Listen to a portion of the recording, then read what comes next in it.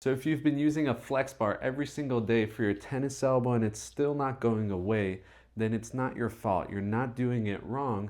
There's actually a couple flaws with the FlexBar that are keeping you stuck.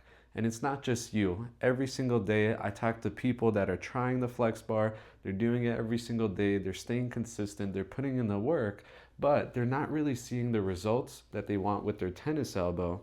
So in today's video, we'll go over the 5 flaws with the FlexBar and why they're keeping you stuck. And it's not completely useless, so we'll go over the best way to use it to get the best benefits. So like I mentioned before, I talk with a lot of people that have tried the FlexBar and it didn't really work for them. And one of my recent clients asked me, why does the FlexBar not work? Why was he not getting results? So that's what gave me an idea to make a video on this so you guys can avoid the mistakes and fix your tennis elbow faster. So reason number 1 is something called the strength curve. So here we have 2 different graphs, and on one graph I'll show you the FlexBar, and on the other graph I'll show you what a dumbbell looks like or traditional weight would look like on this strength curve. So let me explain the graph a little bit. On this graph we have the y-axis, which is going to be how much load, how much resistance, and then on this axis, the x-axis, we have the range of motion of the whole movement.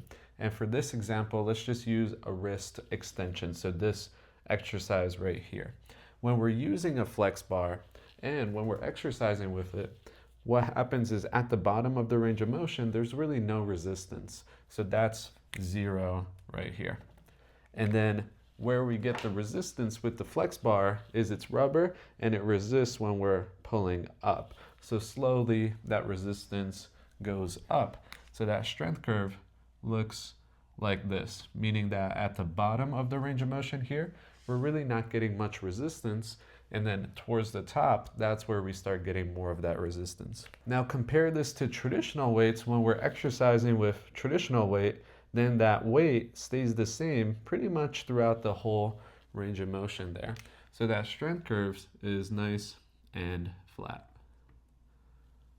So hopefully this makes a little bit of sense. And this change in strength curve is really important for understanding why it doesn't help as much as traditional dumbbells and weights do with tennis elbow. So the reason is at the bottom of the range of motion, that's where we get the most benefit out of the exercises that we're doing. As you can see with the FlexBar, we don't get that resistance and that load until the top of the range of motion versus at the bottom. Now with traditional weights, we have consistent resistance. So at the bottom and at the top, it's still the same weight and same resistance.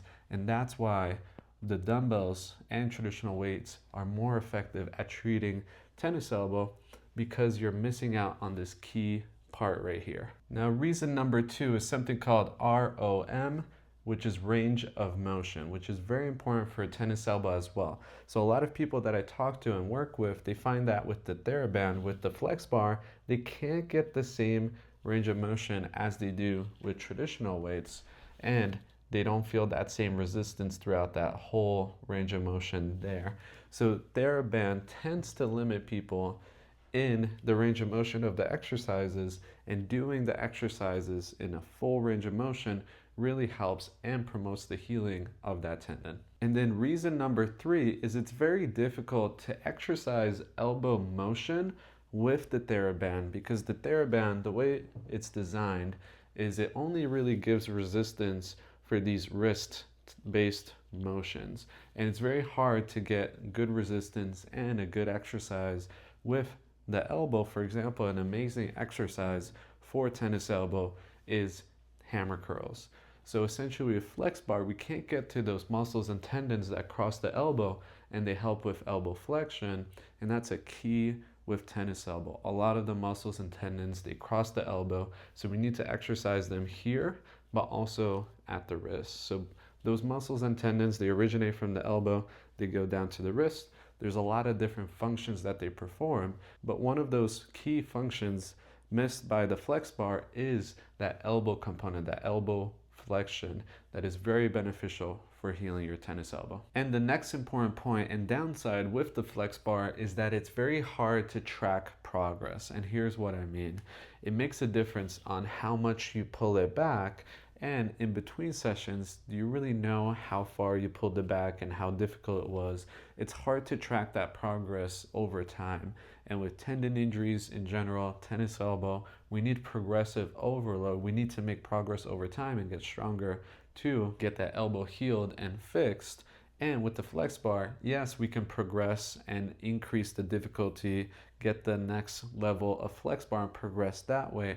But when you're stuck on the same level, it's hard to see if you're making progress. Versus with weights, it's very simple.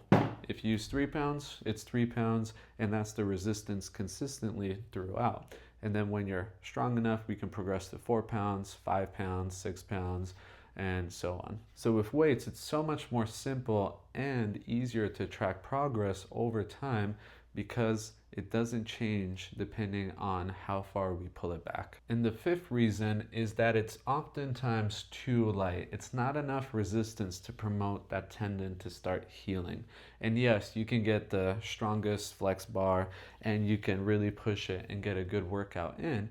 But oftentimes what it feels like is you're just flexing at the top, promoting some blood flow to the area, which can be beneficial, but you're not getting the same workout and exercise in that you do with regular weights. So oftentimes we find that it's too light. It doesn't give the resistance that we need and the intensity that you need for the elbow to promote that healing process.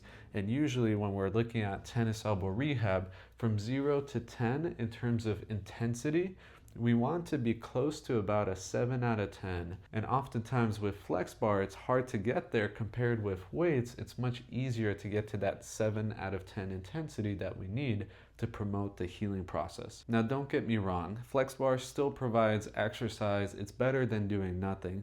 And there are some ways that we can use it to get some benefit. For example, when we're traveling and we know we won't have access to weights or we can't bring weights with us, it's very easy to just throw one of these into the bag and keep the progress going, keep some exercise and blood flow through the arm while we're traveling and we don't have access to the equipment that we usually use for tennis elbow. But if I'm being completely honest, FlexBar is something that I rarely use with my clients. It's something that I just tell them to throw away. So if you found this video helpful, I created a 2.5-hour tennis elbow course, everything I know about tennis elbow, so you can finally get it fixed. Go ahead and watch that next.